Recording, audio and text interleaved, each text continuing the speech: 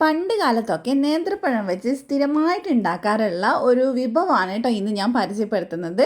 അപ്പോൾ എല്ലാവരും ഒന്ന് ട്രൈ ചെയ്ത് നോക്കുക, നല്ല ടേസ്റ്റിയാണ്. അപ്പോൾ ആദ്യം തന്നെ ഇതിന് മിക്സിയുടെ ജാറിലേക്ക് നമുക്ക് 3 കോഴിമുട്ട ചേർത്ത് കൊടുക്കുക. അതിൻ്റെ കൂടെ തന്നെ നല്ല പഴുത്ത നേന്ത്രപ്പഴമാണ് കേട്ടോ വേണ്ടത്. അത്യാവശ്യം വലുപ്പമുള്ള ഒരു നേന്ത്രപ്പഴം ഞാൻ എടുത്തിട്ടുണ്ട്. പിന്നെ വേണ്ടത് 2 പീസ് ബ്രെഡാണ്. അപ്പോൾ അതും കൂടെ നമുക്ക് ഇതിലേക്ക് ചേർത്ത് കൊടുക്കുക. ചെറിയ പീസായിട്ട് ഇട്ട് കൊടുക്കുക കേട്ടോ. അപ്പോൾ നമ്മുടെ നാട്ടിലൊക്കെ ഇതിനെ പറയുന്നത് പഴം ഉറപ്പിച്ചത് എന്നാണ്. ഇതുപോലെ തന്നെ പാൽ ഉറപ്പിച്ചതൊക്കെ ഉണ്ട്. അപ്പോൾ നമ്മൾ പഴം ഉറപ്പിച്ചതെന്നാണ് കേട്ടോ പറയുക. നല്ല ടേസ്റ്റാണ്, പെട്ടെന്ന് ചെയ്തെടുക്കുക. അപ്പോൾ 1/4 കപ്പ് പഞ്ചസാര ചേർത്തിട്ടുണ്ട്. പഴത്തിൻ്റെ മധുരത്തിനനുസരിച്ച് അത് വേണമെങ്കിൽ കൂട്ടുകയും ചെയ്യാം കേട്ടോ. അപ്പോൾ ഇനി ഇതിലേക്ക് 1/2 കപ്പ് പാൽ ഒഴിച്ചിട്ടുണ്ട്. 1 ടീസ്പൂൺ നിറയെ നെയ്യ് ചേർത്തിട്ടുണ്ട്. 3 ഏലക്ക ചേർത്ത് കൊടുക്കുന്നുണ്ട്. അതിൻ്റെ കൂടെ ഒരു നുള്ളു ഉപ്പ്, മധുരം ഒന്ന് ബാലൻസ് ചെയ്യാൻ വേണ്ടിയിട്ടാണ്. എന്നിട്ട് നന്നായിട്ടൊന്ന് അടിച്ചെടുക്കുക. അതിനുശേഷം നമ്മളിത് ആവിയിലാണ് കേട്ടോ വേവിച്ച് കൊടുക്കുന്നത്. അപ്പോൾ ആവി പാത്രത്തിലേക്ക് ഒരു സ്റ്റീൽ പ്ലേറ്റ് ഇറക്കി വെക്കുന്നുണ്ട്. അതിൽ നന്നായിട്ട് നെയ്യ് സ്പ്രെഡ് ചെയ്തിട്ടുണ്ട്.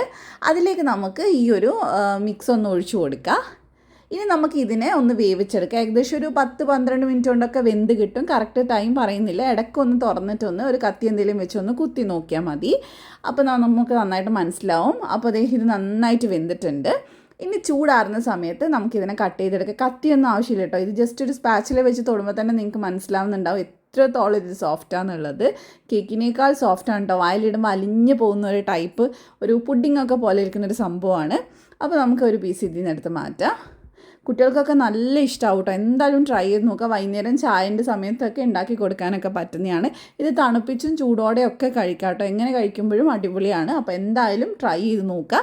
റെസിപ്പി ഇഷ്ടമായിട്ട് ഇതുപോലത്തെ റെസിപ്പീസിന് വേണ്ടി പേജ് ഒന്ന് ഫോളോ ചെയ്യാൻ മറക്കല്ലേ. മറ്റൊരു വീട്ടിൽ കാണാം. ബൈ.